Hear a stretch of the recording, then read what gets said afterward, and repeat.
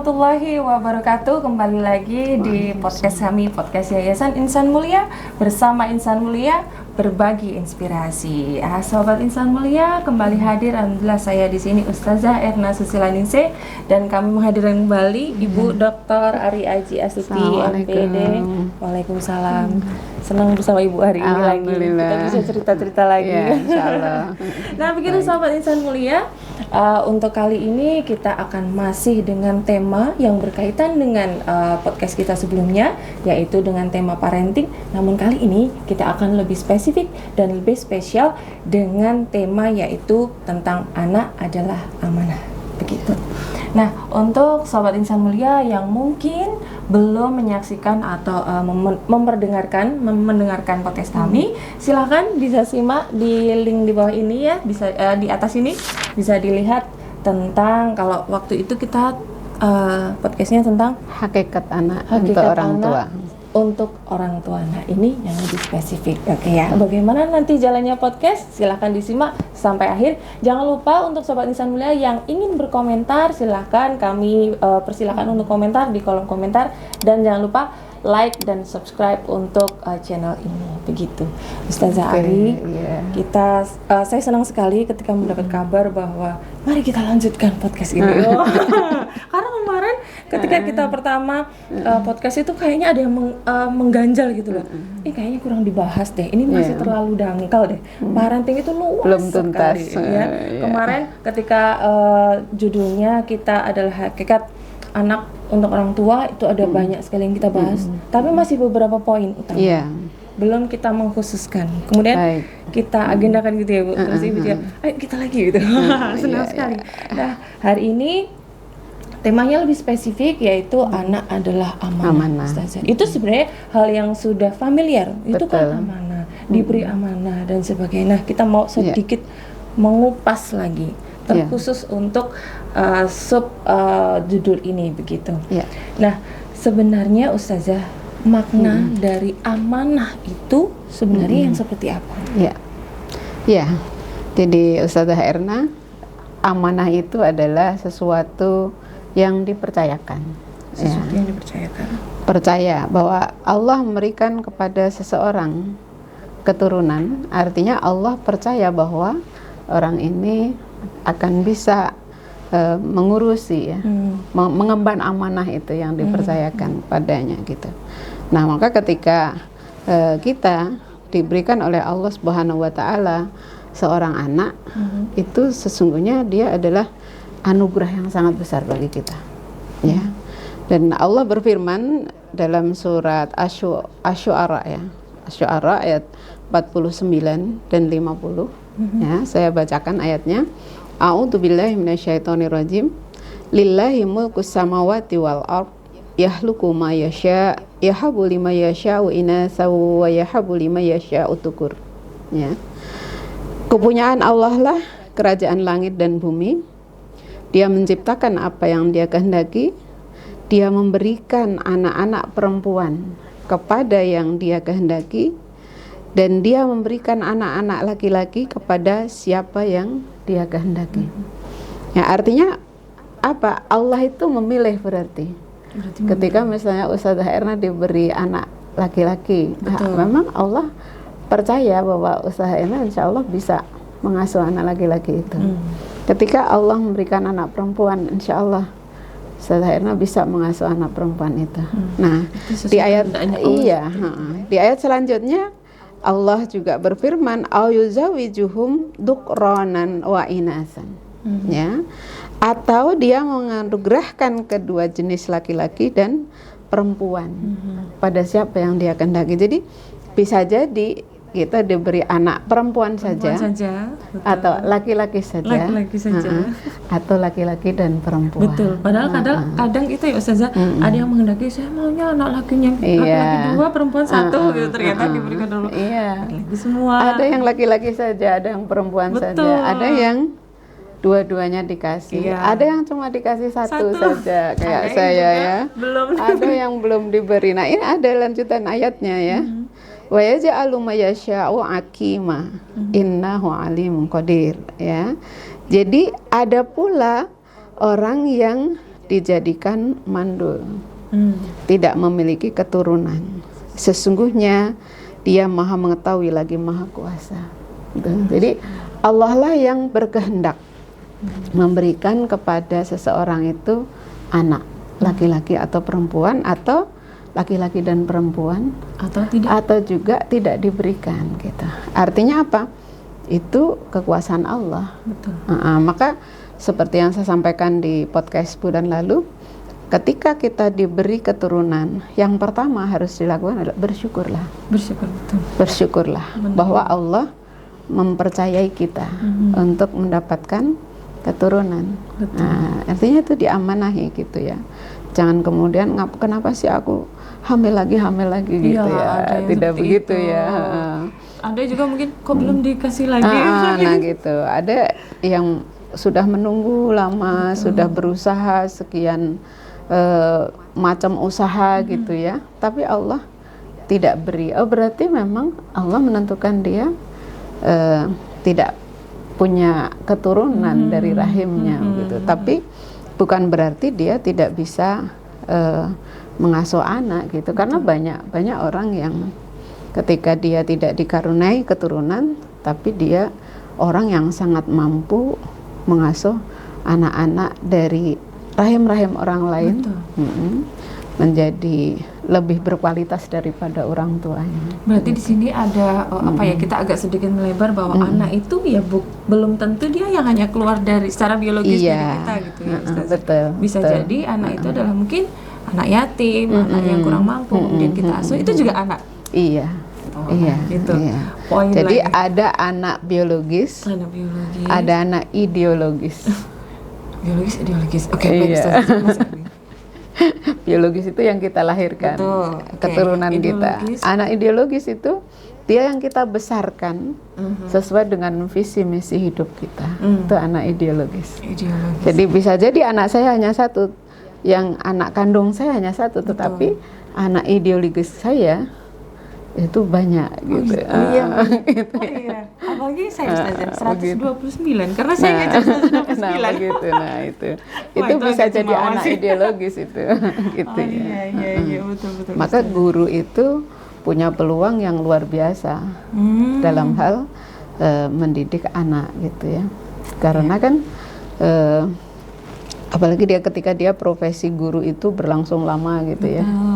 Mengajar sekian banyak anak, lalu kemudian ilmu yang disampaikan itu oleh anak-anak itu diamalkan, itu luar biasa pahalanya. Wah, itu nanti bisa bahasan sendiri lagi. Iya, betul. Terutama buat nanti ini teman-teman guru ya, wah itu bahasan yang unik lagi gitu, yang perlu kita lebih lanjut lagi. Nah, Ustazah, jadi kan tadi disebutkan bahwa anak itu ada yang anak ideologis, anak biologis, ada yang anak kandung, ada yang mungkin anak tidak kandung. Sedikit saja Ustazah, bagaimana cara agar kita itu secara ikhlas menerima bahwa apapun kondisinya, karena anak itu kan berbeda kondisinya, kelaminnya, kemudian mungkin ada yang sehat, ada yang tidak sehat. Bagaimana kita untuk menerimanya Ustazah? Kita pertama harus ridho atas ketentuan Allah Subhanahu wa Ta'ala. Jadi tidak hanya syukur menerima, tapi apapun bentuknya gitu. Ridho. Jadi maka begini. Ketika Allah memberikan pada kita sesuatu itu kan kadang adalah yang kita inginkan, tapi kadang bukan yang kita inginkan. Betul. Sikap kita sebagai seorang hamba adalah menerima ketentuannya. Maka ketika itu tidak sesuai dengan keinginan kita, kita baca astagfirullahaladzim, alhamdulillahirabbil alamin, la haula wala quwata illa billah. Ya Allah, hamba bersyukur atas pemberianmu, hamba ridho dengan pemberianmu, apapun bentuknya. Maka hamba mohon kepadamu kekuatan supaya hamba bisa menjalankan amanah ini. Masya Allah. Ya, itu maka la haula wala quwata illa billah gitu ya. Insya Allah Allah memberi kekuatan. Penting syukur dulu. Nah, kemudian begini Ustazah, kita sering mendengar bahwa kita tuh diberi nasihat gitu ya, untuk jangan sampai meninggalkan anak kita dalam keadaan yang lemah. Sebenarnya kita sudah sedikit banyak membahas ini, tapi kali ini mohon untuk lebih diperinci lagi. Maksudnya sebagai yang lemah itu seperti apa? Bentuk kelemahannya seperti apa? Terutama bisa dikaitkan dengan kalau era modern ini, Ustazah. Nah, itu mohon pencerahannya. Iya. Yang paling utama adalah jangan sampai meninggalkan anak kita itu lemah dalam akidah. Akidah. Ya. Maka keimanan itu harus diperhatikan, harus dididik dari sejak awal. Dan Rasulullah SAW sudah memberikan pada kita tuntunan ya. Betul. Jadi walaupun ini hadisnya lemah, tapi ini boleh dipakai. Pada saat seorang anak lahir, maka diadzankan di telinga kanannya dan dibacakan iqomat di telinga kirinya. Itu apa maknanya? Imam Ibnu Taimiyah menjelaskan bahwa makna adzan di telinga bayi ketika lahir itu adalah menanamkan akidah tauhid kepada anak itu, bahwa Allah Tuhan. Kan ada kalimat la ilaha illallah. Itu yang didengar pertama kali. Iya, betul. Lalu mengenalkan siapa rasulnya. Karena ada kalimat asyhadu alla ilaha illallah wa asyhadu anna Muhammadar Rasulullah. Nah, jadi itu penanaman keimanan. Betul. Lalu kemudian tidak cukup diadzankan dan dibacakan iqomat tentu saja. Maka dalam pengasuhannya kita juga harus terus kondisikan akidah anak berkembang gitu. Betul. Jadi selalu kayak dituntun tidak cuma berhenti di awal diadzani sudah. iya betul. Jadi dibacakan Al-Quran, dibacakan doa-doa, kemudian senandung pun senandung yang ini ya. Jadi yang kalau bisa menguatkan iman. iya betul. Jadi kalau dulu saya waktu anak saya bayi itu mau menyusui, saya bacakan doa mau makan.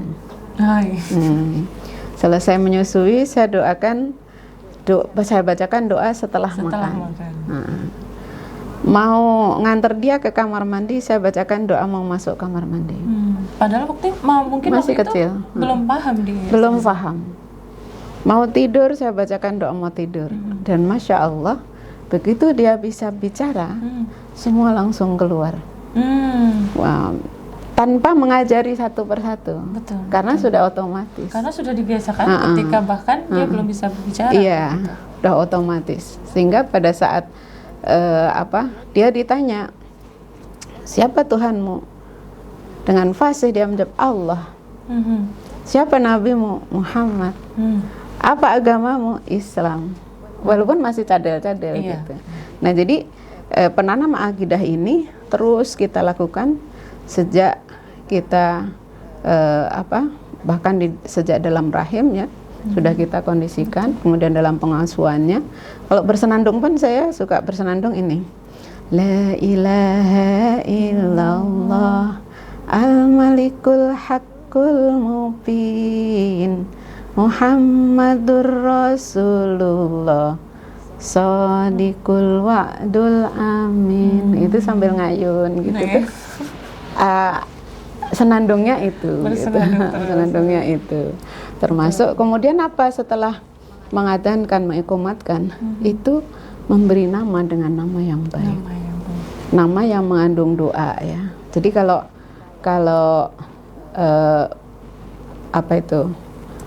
Shakespeare itu apa ini ya, filosof ya. Apa arti sebuah nama?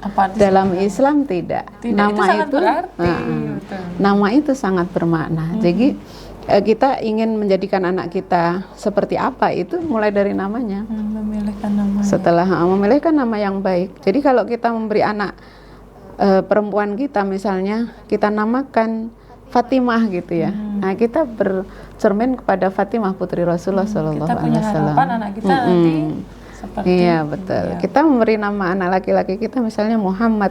Kita ingin anak kita punya karakter sebagaimana karakter Nabi Muhammad sallallahu alaihi wasallam. Nah, itu kecil ya. Nah, setelah dalam perkembangannya ya, kita sholat, kita bawa. Maka Rasulullah itu mencontohkan dalam penanaman akidah itu, anak dibawa sholat. Ketika anak naik ke punggung, sujudnya lebih lama. Nah, jadi anak tahu, oh bapak saya sholat, ibu saya sholat, ngaji, gitu ya, ibu saya ngaji. Nah itu supaya anak tidak lemah akidah. Dari akidahnya. Ini baru akidah ini Ustazah, Masya Allah. Oke, baik. Belum lagi kemudian kita diperintahkan supaya tidak meninggalkan anak yang lemah itu, jangan sampai anak kita lemah fisiknya. Fisiknya baik. Nah, berarti kita harus menjaga kesehatannya. Betul, dengan memberikan makanan yang iya, betul. Nah, itu nanti ini ada bahasanya tersendiri. Pendidikan fisik ya. Jadi ada tarbiyatul aulad fil Islam itu ada tarbiyah i'tiqadiyah, pendidikan keimanan atau tarbiyah imaniyah, tarbiyah akhlakiyah, pendidikan akhlak, tarbiyah akliyah, pendidikan akal. Kemudian tarbiyah tentang fisik tadi ya. Kemudian tarbiyah nafsiyah tentang psikologisnya. Kemudian tarbiyah jinsiyah, pendidikan seksual. Oh, jadi sampai jinsiyah gitu. Jadi akidahnya, akhlaknya, kemudian intelektualnya, akhlaknya, kemudian fisiknya, psikisnya, kemudian bagaimana pendidikan seksualitasnya gitu. Itu juga ada. Iya, jadi untuk pendidikan supaya anak kita tidak lemah fisiknya, maka betul tadi berikan makanan yang sehat, maka halalan thayyiban. Tidak cukup halal juga ada thayyiban. Ada lagi nanti ada cara makan yang baik bagaimana, cara tidur yang benar bagaimana, makan tidur, cara minum yang benar bagaimana. Itu jadi terperinci sekali sebenarnya ya. Itu.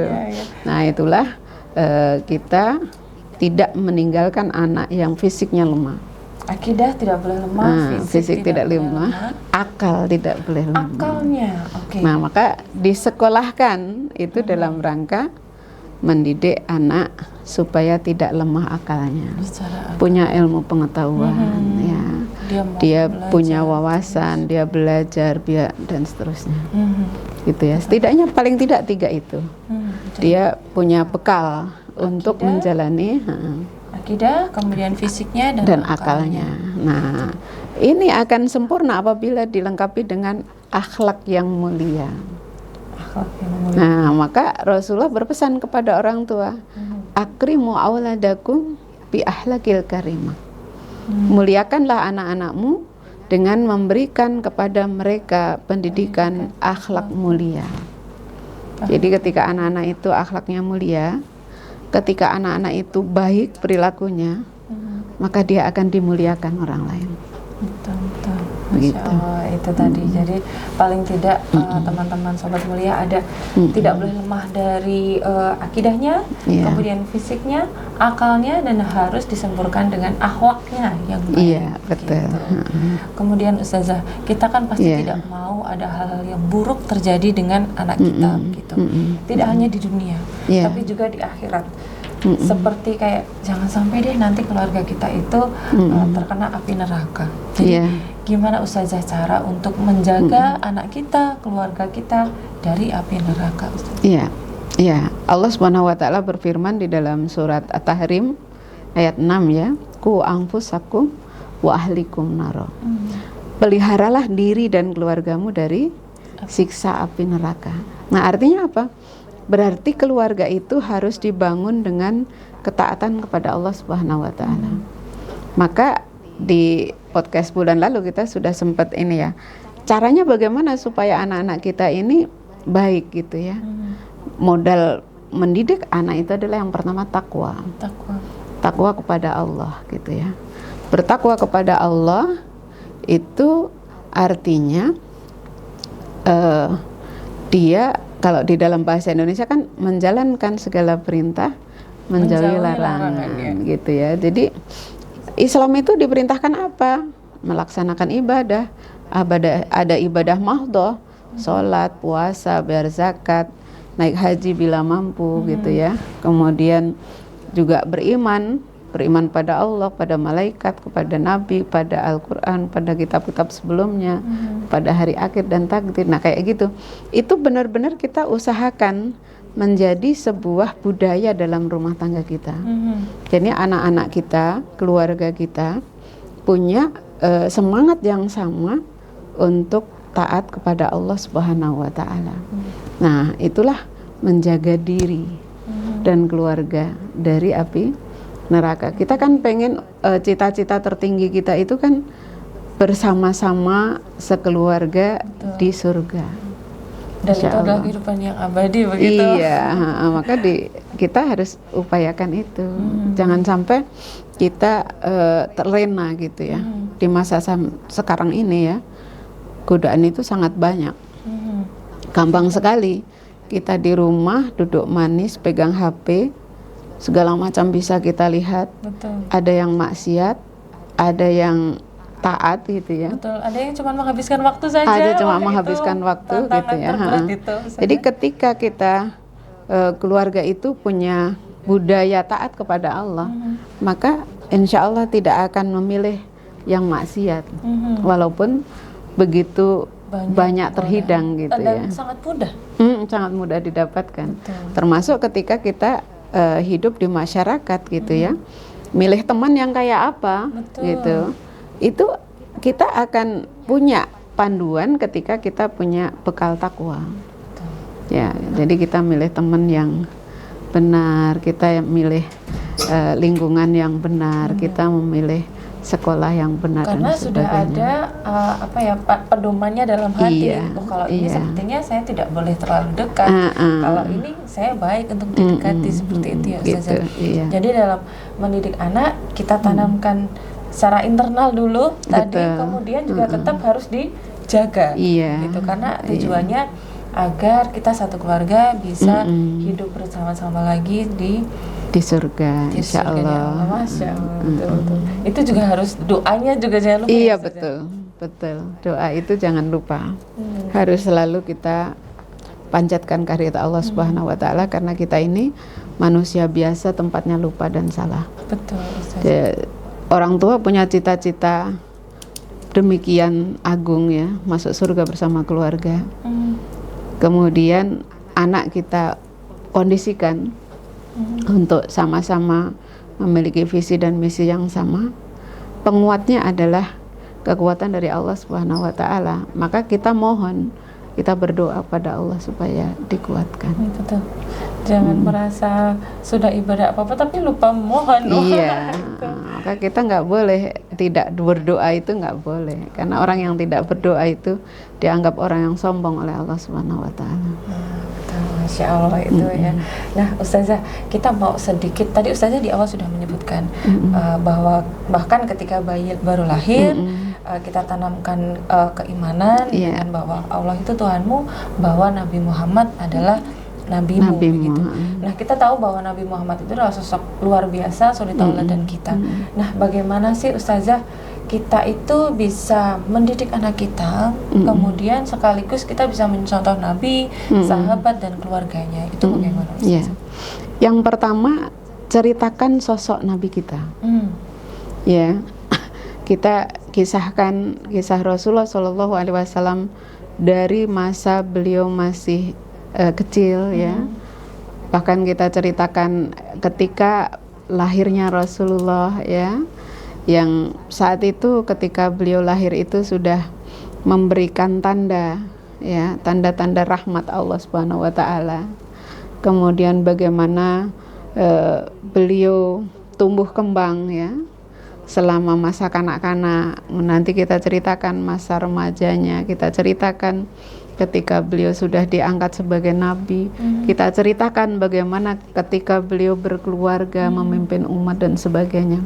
Banyak sekali keteladanan yang harus kita ikuti dari sosok Rasulullah Shallallahu Alaihi Wasallam.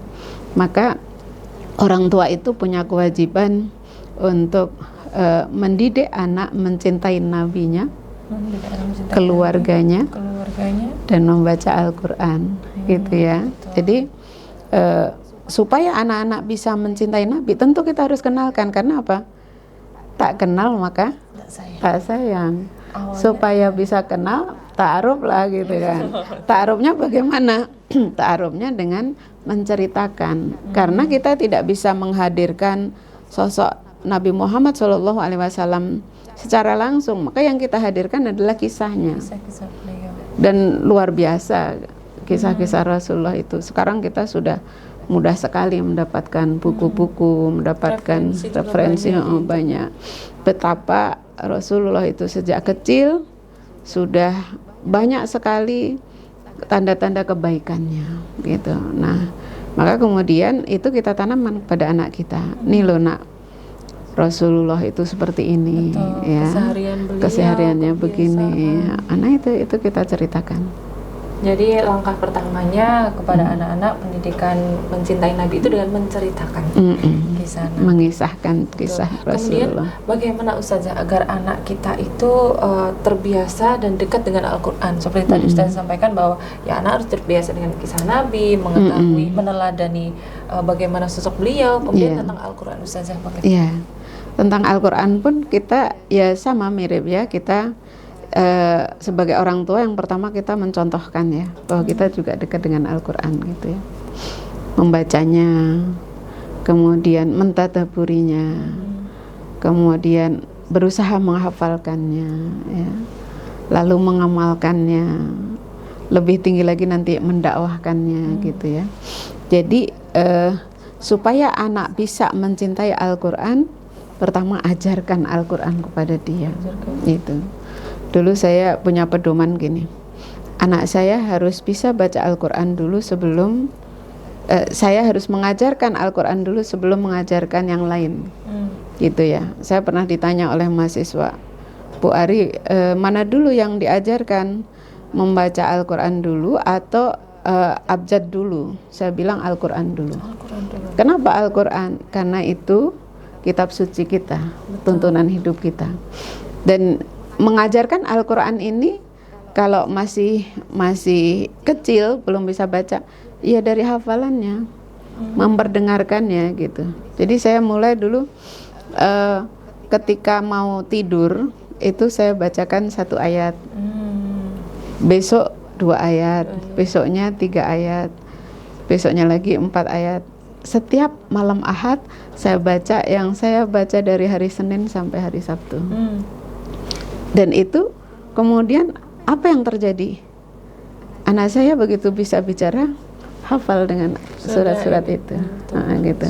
Nah itu yang pertama, mengenalkan Al-Quran. Nah, mengajarkan baca itu ketika dia main gitu ya, maka diperdengarkan gitu ya. Kalau zaman anak saya masih zaman jadul dulu, jadi kaset ya. Nyetel kaset itu ya. Kalau sekarang kan HP. Gini, Bu. Jadi nyetel kaset. Kalau saya tuh gini dulu. Kalau dia sudah rapi, sudah selesai makan, sudah mandi, terus saya kan masih harus bekerja ini itu, saya dudukkan, dengar ini ya gitu ya. Nah, dengar murotal. Nah, sambil main tuh dengar murotal. Nyusun Legos, dengar murotal gitu ya. Nah, kemudian setelah ini saya ajari membaca itu dengan kartu-kartu huruf, abatasa. Nah kartu-kartu huruf itu main aja, seret gitu. Itu 2 tahun, di usia 2 tahun dia sudah hafal alif sampai ya. Masya Allah. Nah jadi di usia 5 tahun sudah bisa membaca Al-Quran. Nah setelah itu bisa baca, ada target. Sehari baca sekian ya, mulai dari yang sedikit.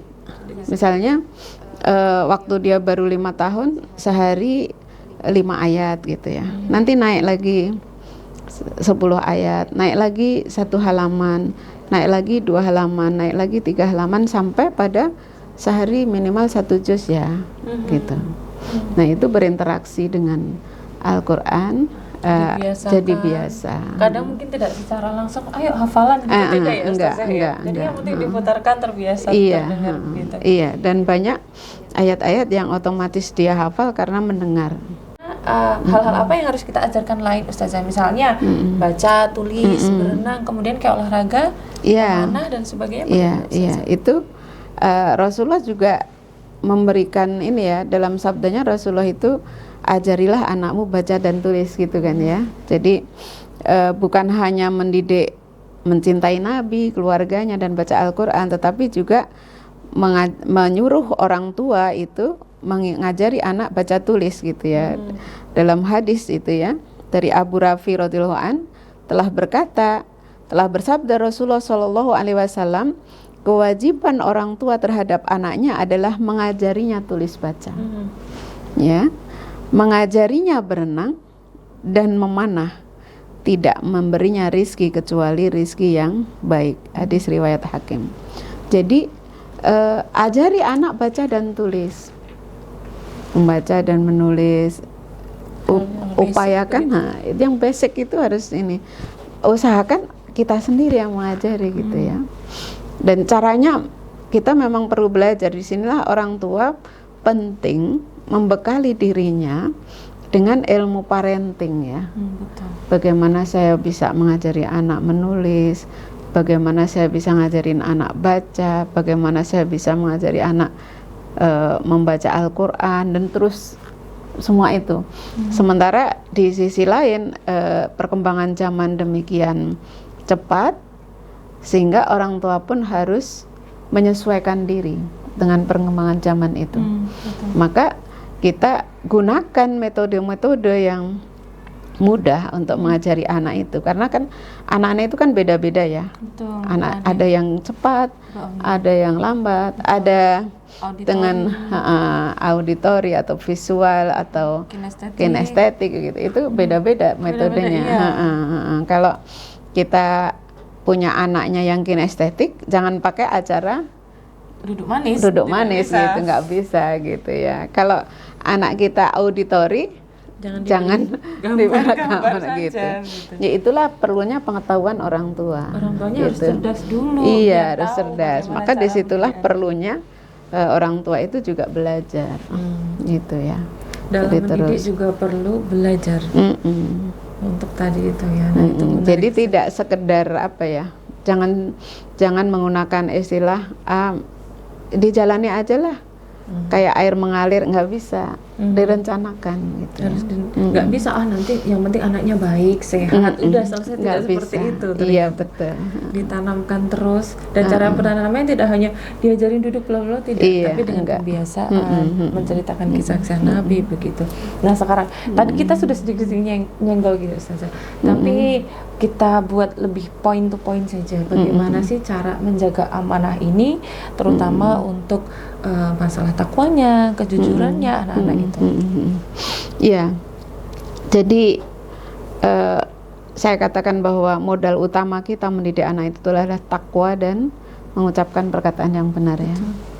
Apa itu takwa? Siapa itu yang dikatakan orang yang bertakwa? Kita dijelaskan oleh Allah dalam surat Al-Baqarah ya.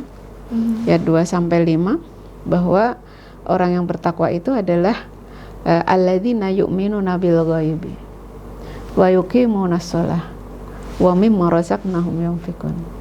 Nah, jadi orang yang bertakwa itu adalah orang yang beriman kepada yang gaib. Siapa yang gaib? Allah Subhanahu wa taala. Siapa yang gaib? Malaikat. Nah, jadi kita harus yakin betul pada Allah Subhanahu wa taala. Yakin dulu. Maka ketika kita memiliki keyakinan yang sangat tinggi kepada Allah Subhanahu wa taala, untuk menanamkan keyakinan itu kepada anak, insya Allah mudah. Betul. Jadi apa-apa kembali kepada Allah. Apa-apa kembali kepada Allah, gitu. Kemudian setelah beriman kepada Allah, apa? Wa yuqimunas shalah. Mendirikan sholat. Orang yang bertakwa itu mendirikan sholat. Ketika kita ingin anak-anak kita rajin sholat, tunjukkan bahwa kita juga rajin sholat. Betul.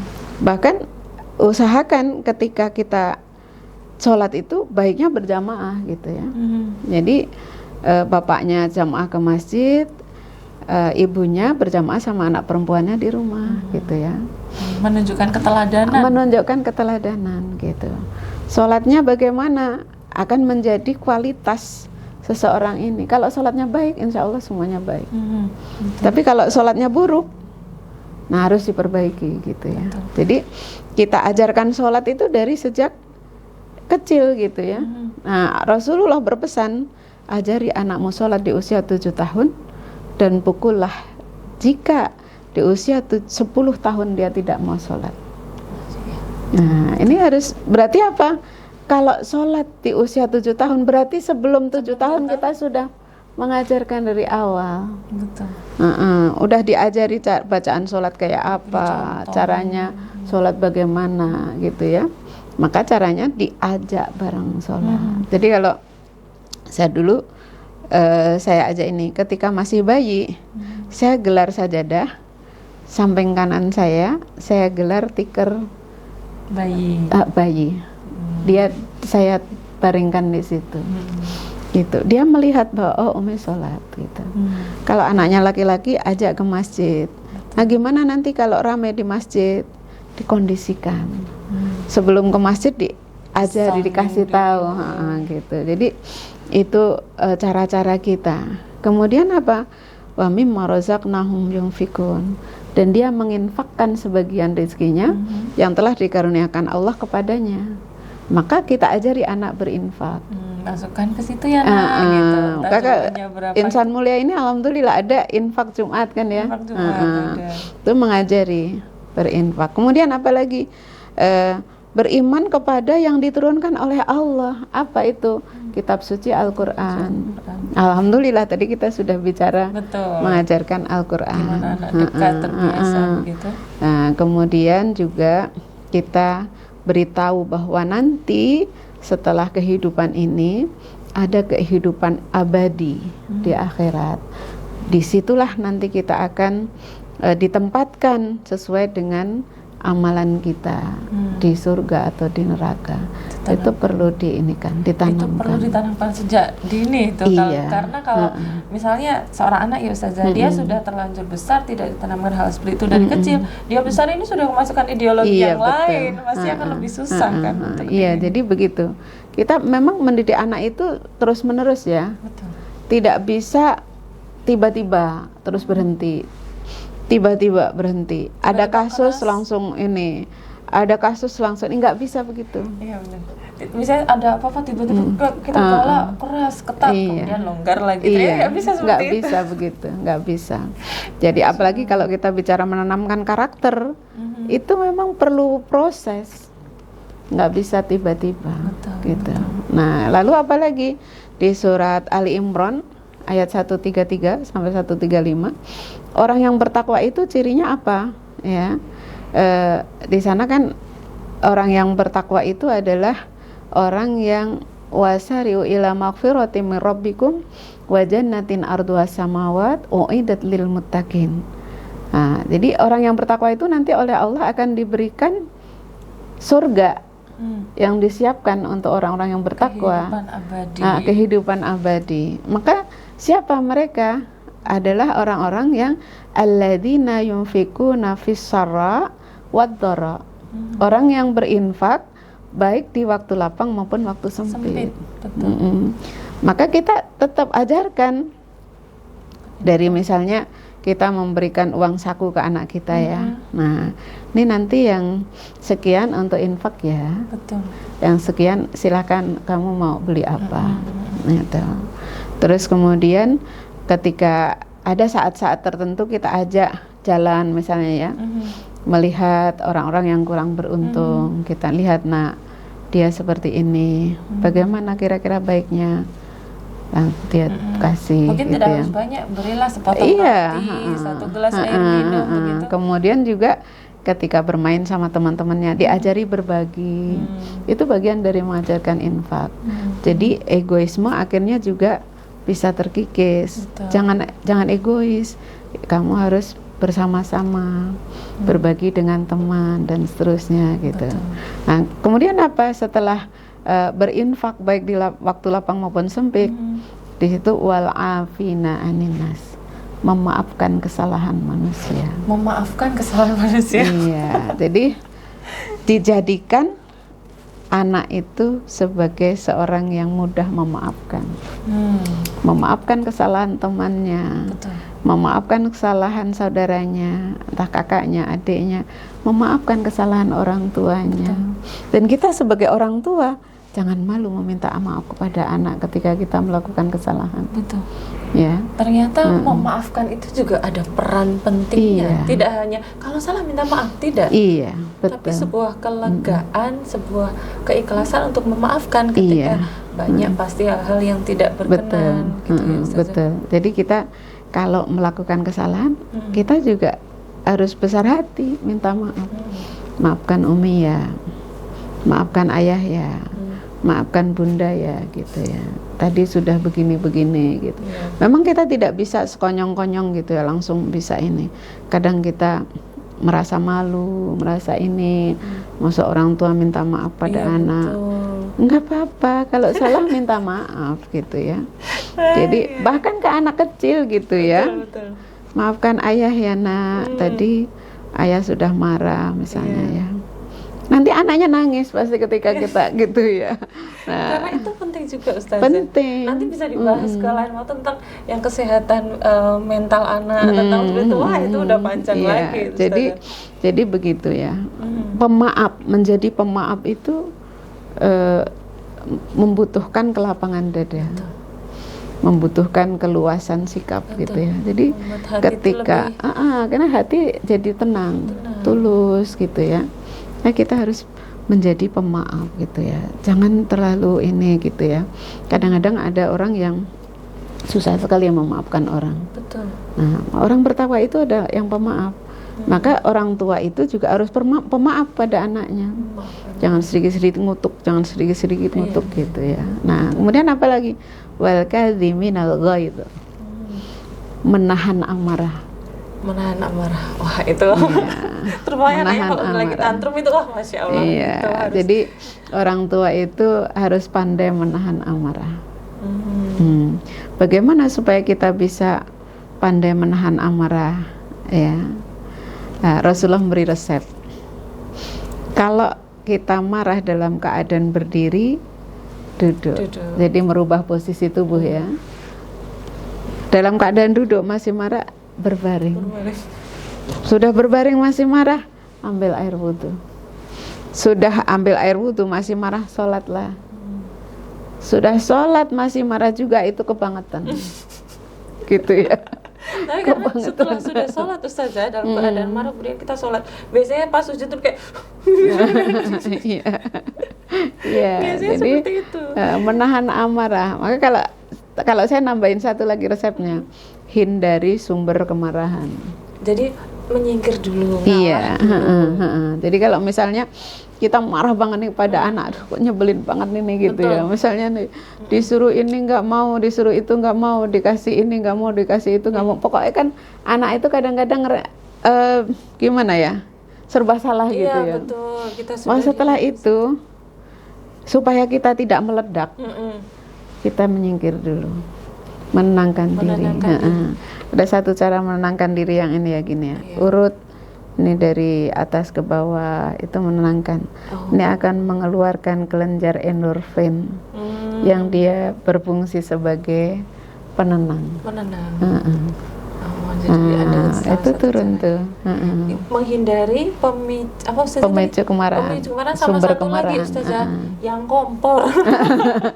Itu perlu dihindari. Kadang-kadang yang ini bikin marah Ustazah, adiknya iya tuh kemarin begitu ya Allah, Masya Allah itu loh. Betul. Jadi hindari sumber kemarahan. Dan kompornya.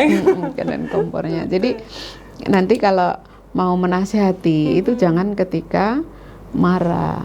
Kalau marah menasihati itu enggak baik. Betul. Dan katanya jangan memberi keputusan ketika saat marah. Itu nanti jadi bahasan sendiri lagi. Masya Allah. Nah itu. Jadi apa tadi? Banyak sekali itu. Banyak sekali tadi. Mengajarkan keimanan, kemudian menahan marah, ya, kemudian menjadi pemaaf. Betul. Gitu ya. Nah itu diperlukan semua itu untuk orang tua. Diajarkan, mengajarkan kemudian perkataan yang benar gitu. Maka yang kemudian jangan berkata dusta. Jangan berkata dusta. Selain takwa tadi jangan berkata dusta. Karena konon katanya ketika sekali dusta akan banyak dusta yang tercipta. Betul. Itu ya.